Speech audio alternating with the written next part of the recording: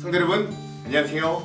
오늘도 말씀으로 승리하는 은혜가 저와 여러분들 위해 함께하기를 주님의 이름으로 축원드립니다. 우리 계속해서 사도행전 여행을 떠나고 있는데요. 우리 어제 내용을 잠깐 기억하고 오늘 말씀을 한번 가보도록 할게요. 어제는 우리가 17장의 후반부 내용을 함께 나눴습니다. 우리 계속 2차 전도 여행 중에 있는데 2차 전도 여행 중에서도 이제 핵심부로 들어가는데 바로 아덴, 지금으로 치면 아테네 지역의 전도 모습들을 함께 봤죠. 우리 세 가지 은혜를 나누는데 첫 번째 뭐냐, 이 아테네에 도착하자마자 그곳에 온통 우상들이 가득한 이 모습을 보면서 바울이 경노하는 모습들을 우리가 볼 수 있거든요. 세상 사람들 모두 한 번쯤은 가보고 싶은 그곳, 어마어마한 건축물들과 웅장한 조각상들과 이런 것들의 경탄을 금치 못할 그 도시에 바울은 그곳에 가서 수많은 우상들을 보며 경노하는 이런 변화된 시각, 그의 믿음의 시각들을 우리가 볼 수 있는데,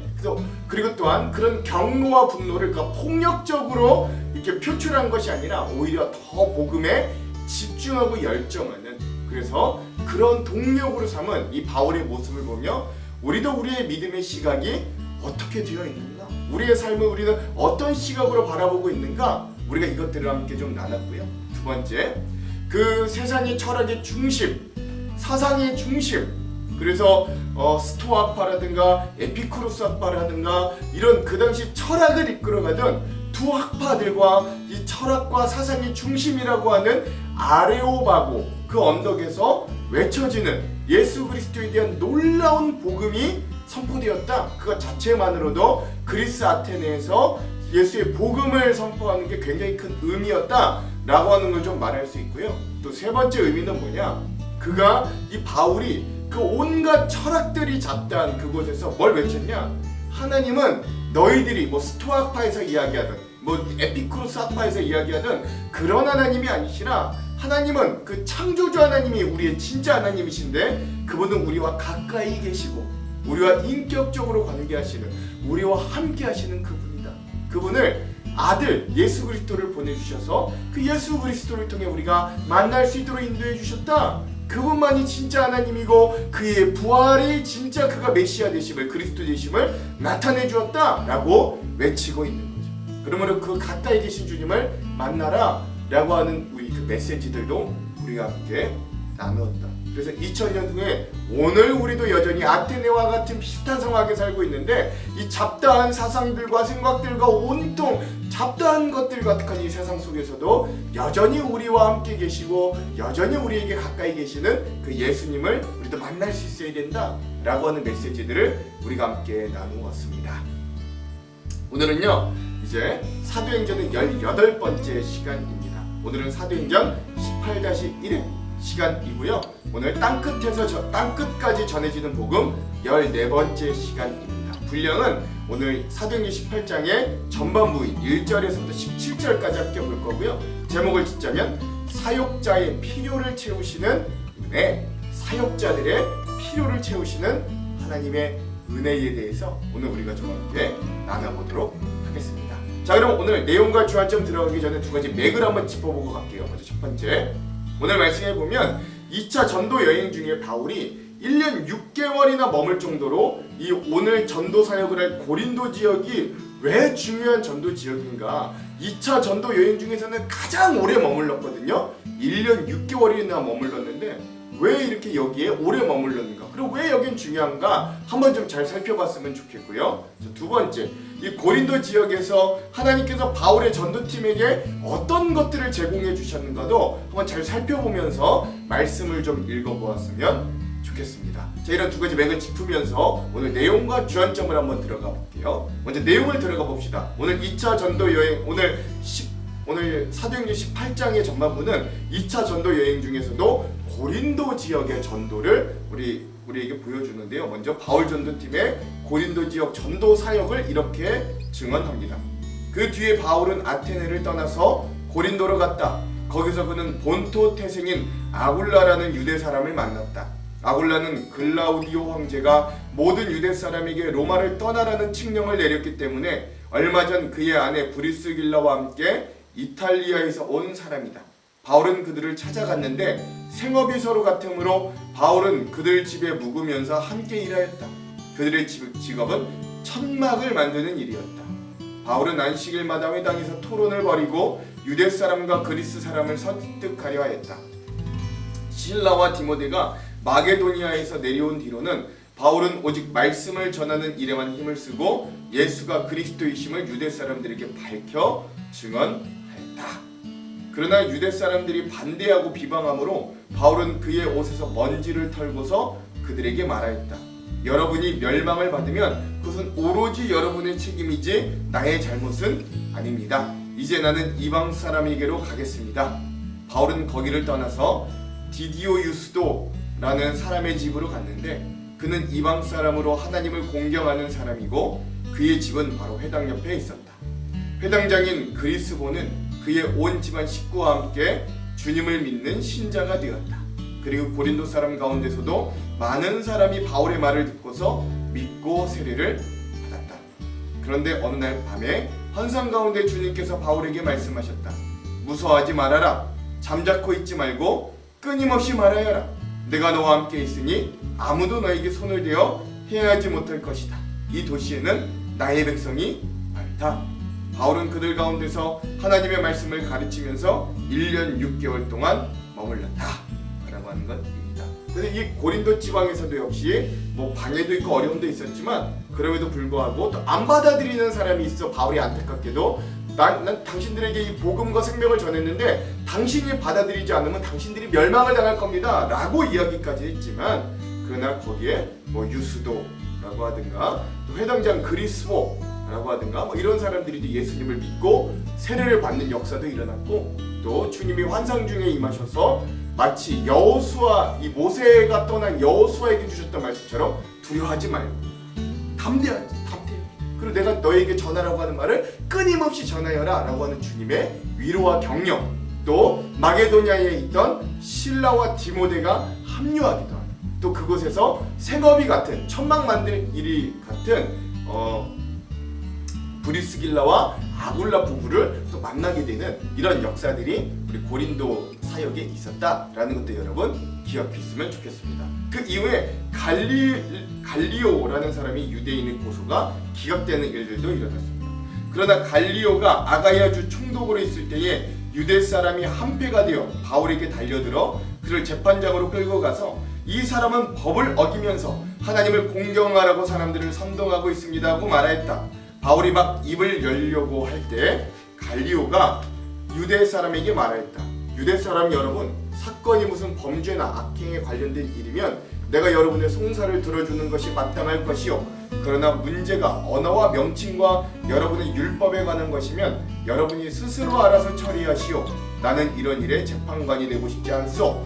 그래서 총독은 그들을 재판정에서 몰아냈다. 그들은 회당장 소스데네를 붙들어다가 재판장 앞에서 때렸다.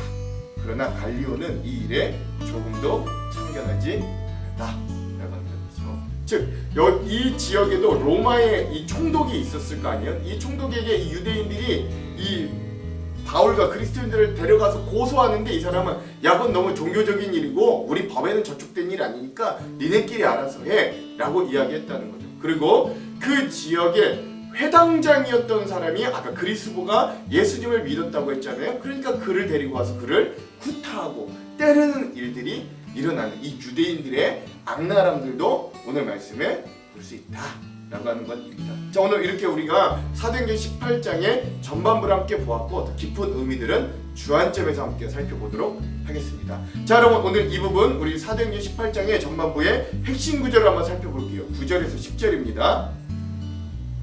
밤에 주께서 환상 가운데 바울에게 말씀하시되 두려워하지 말며 침묵하지 말고 말하라. 내가 너와 함께 있음에 어떤 사람도 너를 대적하여 해롭게 할 자가 없을 것이니 이는 이 성중에 내 백성이 많음이라 하시더라. 아멘. 그렇죠? 그래서 성령님이 환상 중에 이 바울에게 임하셔서 용기와 격려를 주시는 이 부분을 오늘 말씀의 핵심 구절로 삼아 보았습니다. 자, 여러분, 오늘 이 부분에 대한 주안점 세 가지를 함께 나누고 오늘 말씀을 한번 읽어볼게요. 첫 번째, 어제 우리가 보았던 아테네 아레고바고에서 복음을 전한 바울은 다시 이제 그 전도의 근거지를 고린도라고 하는 지역으로 옮깁니다. 바울이 가기로 한 곳은 아테네에서 한 80km 서쪽에 위치한 고린도였어요. 우리에게는 고린도 전후서로 유명한 이 도시이기도 한데요. 당시 로마 제국 내에서도 손에 꼽히는 아주 큰 도시 중에 하나였고, 무엇보다 이 고린도는 상업과 무역이 굉장히 활발하게 발달돼 있던 도시였습니다. 여러분, 상업과 무역이 활발하다는 건 많은 사람들이 장사를 위해 드나들었던 도시다라는 걸 알 수 있어요. 그리고 또 돈이 될 만한 것을 알아보는 이들의 안목과 감각이 굉장히 예민했을 것이다 라는 것도 알 수 있죠. 즉, 돈이 되는 좋은 물건, 최신의 물건을 가장 많이 선보였을 것이고, 또 이들의 마음을 사로잡는 것은 어떤 것이든 로마 제국의 곳곳으로 빠른 속도로 전파되었던 도시가 바로 고린도다라고 할 수 있을 겁니다. 이런 도시의 특성상 만약 예수 그리스도의 복음이 이 고린도에 전파되기만 한다면, 그리고 까다로운 이곳 사람들의 세상적인 신념을 설득할 수만 있다면, 복음은 더욱 힘을 얻어 이 로마 전역으로 뻗어날 것이 자명했어요. 그래서 사도 바울은 이곳 고린도의 선교에 둥지를 틀고 약 1년 6개월 동안이나 하나님의 말씀을 전파했던 거예요. 11절, 1년 6개월을 머물며 그들 가운데서 하나님의 말씀을 가르치니라. 아멘. 그렇죠. 이 사도 바울의 1년 6개월 여동안의 이 고린도의 선교, 그리고 이 고린도에서의 사역이 오늘 본문 18장 본문인 1절에서부터 17절까지 17절에 함축되어 기록되고 있습니다. 특별히 우리는 이 고린도 지역의 사역 가운데 하나님의 일을 하는 모든 사역자와 사명자들에게 하나님이 필요를 채워주시는 은혜들이 어떤 건가를 좀 그것에 집중해서 오늘 말씀의 은혜를 발견해 보고자 하는데요. 세 가지 은혜를 나눌 건데, 첫 번째는 무엇이냐? 하나님이 동역자들을 보내주시는 은혜가 있다는 거예요. 여기 한번 주목해 봅시다. 우리 오늘 말씀의 1절과 2절. 그 후에 바울이 아덴을 떠나 고린도에 이르러 아굴라라 하는 본토에서 난 유대인 한 사람을 만나니, 글라우디오가 모든 유대인을 명하여 로마에서 떠나라 한 고로 그가 그 아내 브리스길라와 함께 이달리아로부터 새로 온지라. 바울이 그들에게 가매. 아멘. 그렇죠? 여러분, 아굴라와 브리스길라라고 하는 부부는 천막 제조와 천막의 재료가 되는 가죽을 제조 판매하는 사업가 부부였습니다. 그들의 핵심 사업장은 원래 로마에 있었어요. 하지만 2절에 나온 것처럼 이들이 기원 후 49년에 발생한 이 로마의 크레스투스 사건, 즉 로마 지역 안에 있는 유대인들과 기독교인들이 충돌한 사건으로 인해서 로마 내 질서 유지를 위해 유대인의 로마 거주를 금지하고 로마에서 추방령을 내리는 사건들이 있었거든요. 예. 그런데 이 사건을 통해 브리스길라와 아굴라 부부도 고린도 지역으로 추방당해 왔던 겁니다. 2절, 아굴라라는 본도에서 난 유대인 한 사람을 만나니 글라우디오가 모든 유대인을 명하여 로마에서 떠나라 한 고로 그가 그 아내 브리스길라와 함께 이달리아로부터 새로 온지라. 바울이 그들에게 가매. 다시 한번 읽었어요. 사실 브리스길라와 아굴라는 이 바울을 만나기 전부터 이미 그리스도인이었습니다. 바울이 고린도에서 이들을 처음 만나 전도된 게 아니라 이미 복음을 듣고 이들이 그리스도인이 되었던 자들이 로마의 압박을 피해 고린도로 피신해 온 거죠. 또한 이들 부부는 신앙의 깊이가 깊었습니다. 그렇다면 이 낯선 땅 고린도에서 참으로 희귀했던 그리스도인, 그것도 로마의 어려움 속에서도 신앙을 버리지 않고 결국 추방당한 이 신실한 그리스도인 부부가 이 고린도에 왔다는 소식을 들은 사도 바울의 마음은 얼마나 반갑고 또 거기에 의지가 되었겠어요. 때문에 2절의 마지막에 보면 바울이 그들에게 먼저 찾아가는 거예요. 목마른 사람이 바울이었고 배고픈 사람도 바울이었거든요. 즉 무엇에 목이 마르고 무엇에 배고팠던 걸까요? 바울도 같은 마음, 같은 뜻을 품은 복음의 동역자가 몹시 그리웠다라는 걸 알 수 있는 겁니다. 책 속의 바울이 아니라 살아있는 한 사람의 바울을 우리가 한번 생각해 봅시다. 그도 때때로 외로웠을 것이고, 그도 때때로 웃음소리가 넘치는 가족들이 몹시 그리웠을 거고, 그도 때때로 혼자 외롭게 기도하는 것 말고 좀 말이 통하고 뜻이 통하는 사람과 차 한 잔 기울이면서 이 그리스도에 대한 신앙과 믿음에 대해 나누고 싶었을 거예요. 그런 바울에게 신실한 그리스도인 부부가 고린도에 왔다는 소식을 듣자 이 바울은 한 걸음에 찾아가 보지 않을 수 없었던 겁니다. 그만큼 바울은 동역자가 절실히 필요했고 또한 그 기쁨이 충만했다라는 걸 알 수 있어요. 3절과 4절. 생업이 같음으로 함께 삶에 일을 하니 그 생업은 천막을 만드는 것이더라. 안식일마다 바울이 회당에서 강론하고 유대인과 헬라인을 권면하니라. 아멘. 그렇죠. 놀랍게도 바울과 이 아굴라 부부는 비슷한 부분이 너무나도 많았습니다. 같은 그리스도인으로서 낯선 고린도 땅에서 만났고요. 직업도 같아서 이내 동업자가 되어서 아예 함께 일하고 함께 거주하는 가족과 같이 되었습니다. 일은 고되고 힘들었겠지만 함께 밥을 먹고 대화할 사람이 생겨 기뻤어요. 하루 일과를 마치고 같이 식탁에 둘러앉아 우리 주 예수 그리스도의 이름으로 기도할 때 그들은 감격했을 거고 다시금 둘러앉아 원대한 복음의 비전을 나누면 어느새 기쁜 밤이 되었을 겁니다. 바울에게는 이런 동역자가 필요했거든요. 아굴라와 브리스길라에게도 역시 마찬가지로 그런 동역자가 필요했습니다. 이 복음의 역사를 위해 성령님은 그들의 필요에 따라 가장 아름다운 만남을 그들에게 허락해 주셨고 그들의 만남을 통해 고린도 지역이 변화되기 시작했다라는 것이에요. 여러분, 오늘 우리에게도 이러한 동역자들이 있으십니까? 혹은 그런 동역자가 지금 내가 되고 계십니까? 오늘 수고하여 애쓰는 사람만이 배고프고 목마른 전도자 바울처럼 동역자를 필요로 할 겁니다. 하나님의 일은 결코 혼자 하는 일이 아니에요. 그렇게 혼자 해서도 안 되고 할 만한 능력도 우리에게 없음을 여러분 고백할 수 있기를 바랍니다. 우리는 다양한 모습을 하나님의 역사에 동참하는 동역자들이 되어야 합니다. 때로 직접적으로 같은 사역에 참여합니다. 때론 진심 어린 조언으로 서로 격려하고 위로하기도 하고요. 때론 보이지 않는 곳에서 서로를 위해 기도하며 때로는 따뜻한 밥 한 끼와 또 차 한 잔으로 서로 지친 마음을 위로해 주기도 하는 동역자들입니다. 때론 아무 말 없이 같이 있어주기도 하고 지친 어깨를 치며 격려해 주기도 합니다. 즉 우리 모두는 이러한 동역자들이 필요해. 그런 동역자를 붙여달라고 기도하는 것은 물론이고 또 내가 먼저 누군가에게 이런 아름다운 동역자가 되게 하여 주시옵소서. 누군가의 필요를 발견하고 채우는 동역자가 바로 저와 여러분들이 될 수 있기를 먼저 주님의 이름으로 간절히 축원드립니다. 두 번째, 오늘 말씀에 하나님께서 이 사역자들에게 필요 채워주시는 두 번째 필요는 바로 사랑의 마음이 담긴 물질이었다라고 할 수 있습니다. 오늘 말씀의 5절을 보면 이래요. 실라와 디모데가 마게도냐로부터 내려오매 바울이 하나님의 말씀에 붙잡혀 유대인들에게 예수는 그리스도라 밝히 증언하니 아멘. 그렇습니다.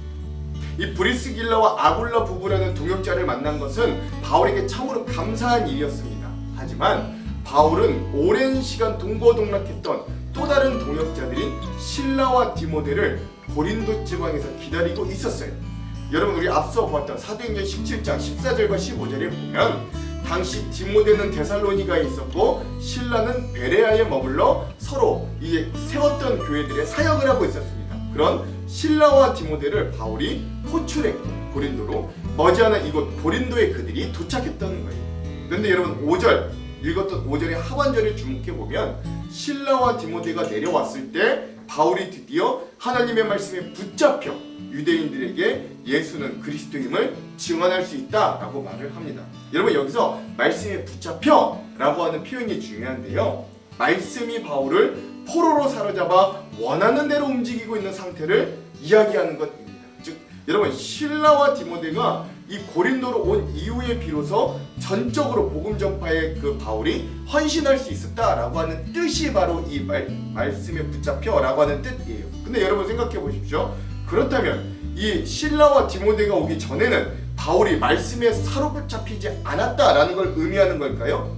그게 아니라 사실 이 표현은, 이 말은 바울이 자신의 생계를 위해 천막을 치는 일에 시간을 나누지 않고 그 두 사람이 온 이후에야 비로소 온전히 복음을 전파하는 일에 전념할 수 있었다라고 하는 뜻으로 사용되는 말이에요.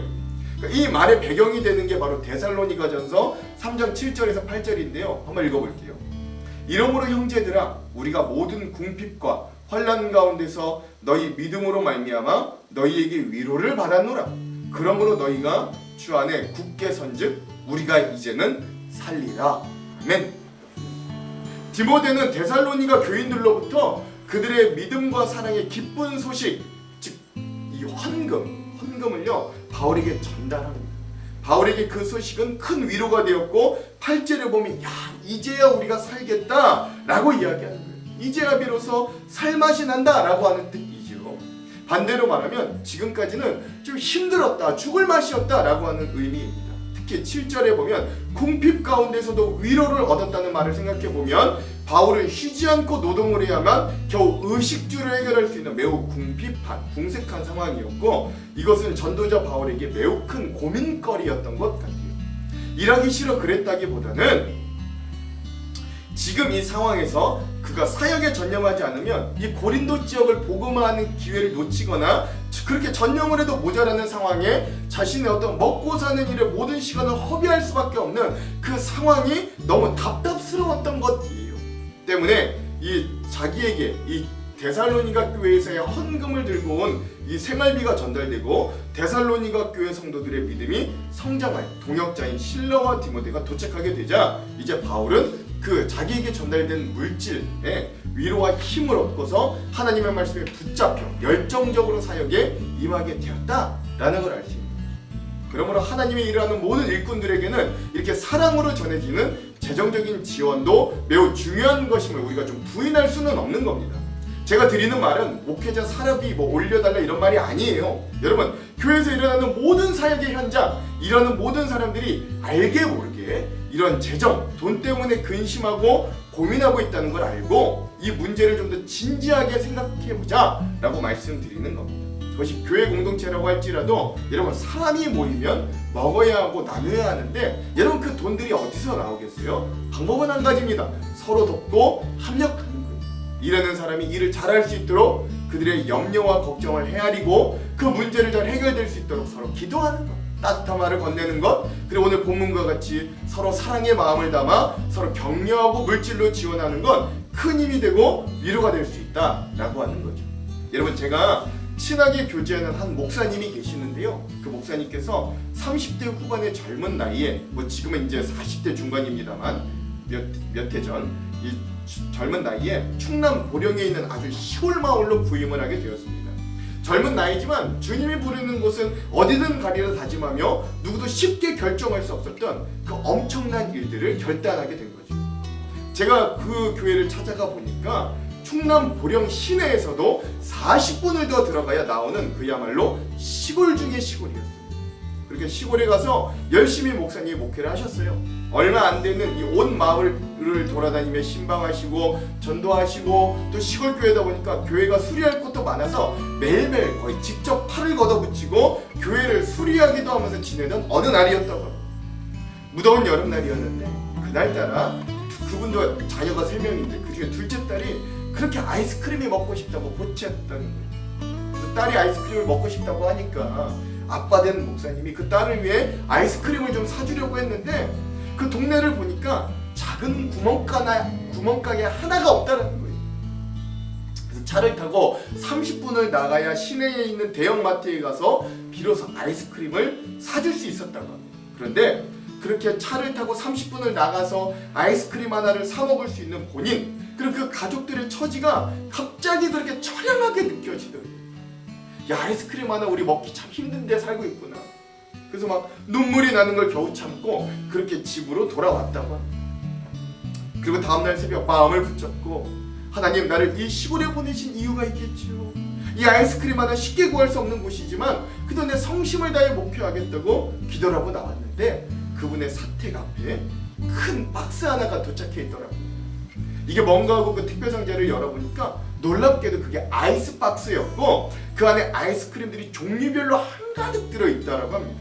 신기한 건 그 목사님이 여기저기 다 물어보고 다녀도 보낼 만한 사람들에게 확인해 보아도 아직도 그걸 누가 보냈는지 도통 확인이 안 되더라는 거예요. 그게 뭐 적혀 있지도 않았대요. 누가 보냈는지.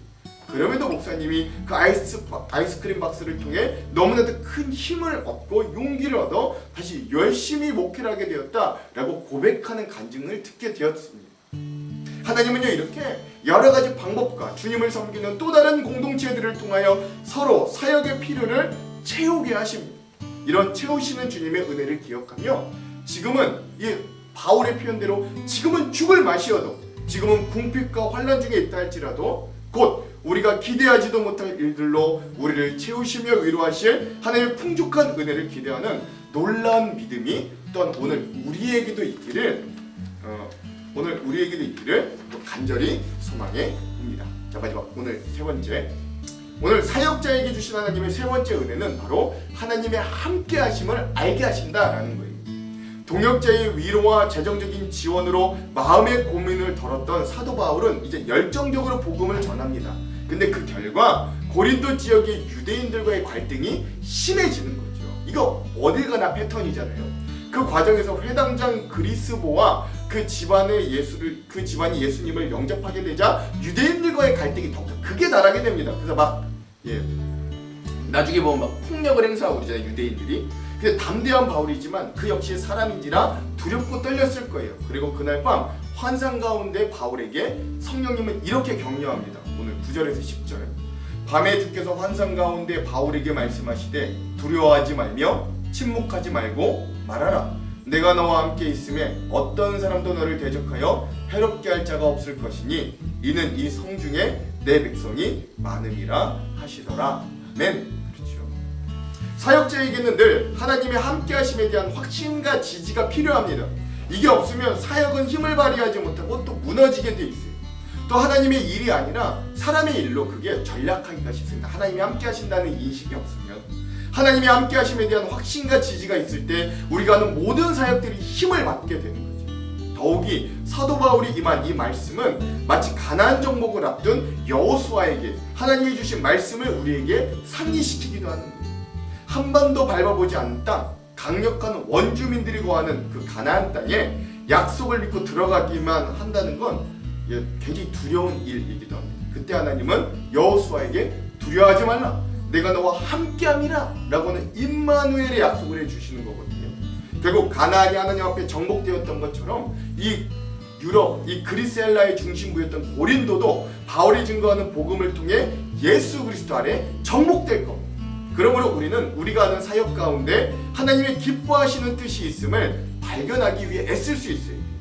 모든 이들에게 이것이 하나님이 기뻐하는 일이라고 하지 않으시지만 우리에게 주어진 성경 말씀을 통해 우리는 하나님의 기뻐하시는 뜻을 알고 그것에 전념할 때, 즉 사람은 기뻐하는 일이라고 하지 않아도 말씀을 통해 하나님이 기뻐하시는 일이라고 우리에게 주어진다면 비로소 우리가 사역의 용기를 얻게 되는 거예요.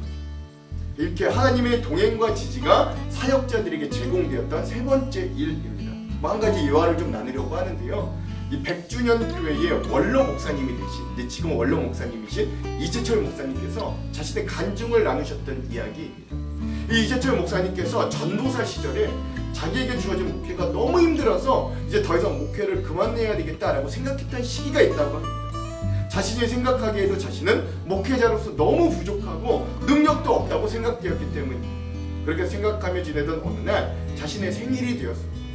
그날도 어김없이 새벽 예배를 나갔는데 새벽 인도를 마치고 개인 기도를 하고 있는 중에 이 기도를 다 하고 눈을 떠보니까 자기 자리 옆에 아직도 김이 모락모락 나는 떡이 있더라는 거예요. 그걸 알고 보았더니 그날 자신의 생일이었는데 그 생일을 알아주시는 한 권사님께서 전도사인 자신을 축하하고 격려하기 위해 손수 그 새벽에 떡을 만들어 주셨다는 거예요.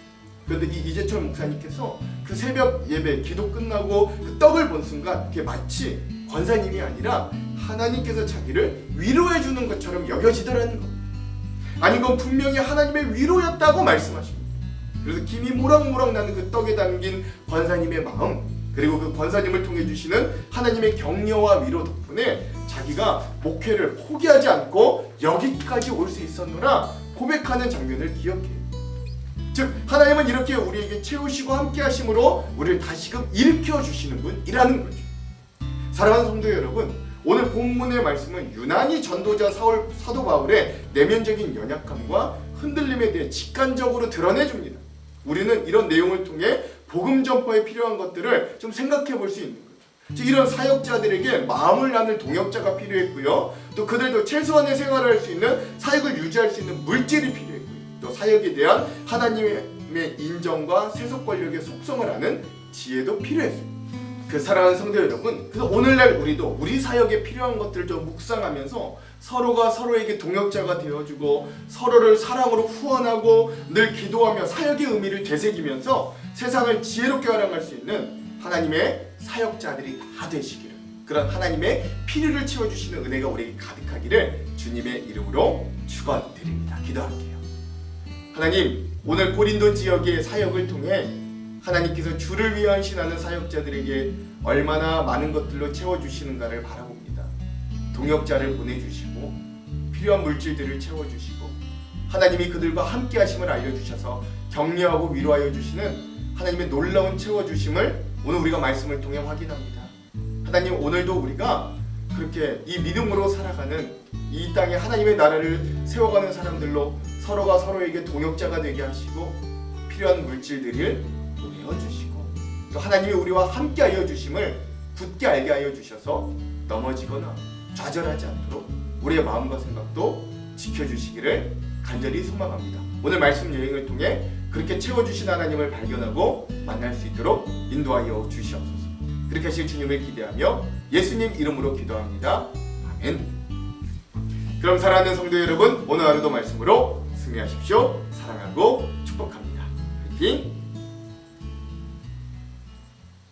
제18장. 그 후에 바울이 아덴을 떠나 고린도에 이르러 아굴라라 하는 본도에서 난 유대인 한 사람을 만나니 글라우디오가 모든 유대인을 명하여 로마에서 떠나라 한고로 그가 그 안에 브리스길라와 함께 이달리아로부터 새로 온지라 바울이 그들에게 감해 생업이 같으므로 함께 살며 일을 하니 그 생업은 천막을 만드는 것이더라. 안식일마다 바울이 회당에서 강론하고 유대인과 헬라인을 권면하니라. 실라와 디모데가 마게도냐로부터 내려오매 바울이 하나님의 말씀에 붙잡혀 유대인들에게 예수는 그리스도라 밝히 증언하니 그들이 대적하여 비방하거늘 바울이 옷을 털면서 이르되 너희 피가 너희 머리로 돌아갈 것이요 나는 깨끗하니라. 이후에는 이방인에게로 가리라 하고 거기서 옮겨 하나님을 경외하는 디도 유스도라 하는 사람의 집에 들어가니 그 집은 회당 옆이라. 또 회당장 그리스보가 온 집안과 더불어 주를 믿으며 수많은 고린도 사람도 듣고 믿어 세례를 받더라. 밤에 주께서 환상 가운데 바울에게 말씀하시되 두려워하지 말며 침묵하지 말고 말하라. 내가 너와 함께 있음에 어떤 사람도 너를 대적하여 해롭게 할 자가 없을 것이니 이는 이 성 중에 내 백성이 많음이라. 1년 6개월을 머물며 그들 가운데서 하나님의 말씀을 가르치니라. 갈리오가 아가야 총독되었을 때 유대인이 일제히 일어나 바울을 대적하여 법정으로 데리고 가서 말하되 이 사람의 율법을 어기면서 하나님을 경외하라고 사람들을 권한다. 바울이 입을 열고자 할 때 갈리오가 유대인들에게 너희 유대인들아, 만일 이것이 무슨 부정한 일이나 불량한 행동이었으면 내가 너희 말을 들어주는 것이 옳거니와 만일 문제가 언어와 명칭과 너희 법에 관한 것이면 너희가 스스로 처리하라. 나는 이러한 일의 재판장 되기를 원하지 아니하노라. 하고 그들을 법정에서 쫓아내니 모든 사람이 회당장 소스데넨을 잡아 법정 앞에서 때리되 갈리오가 이 일을 상관하지 아니하니라.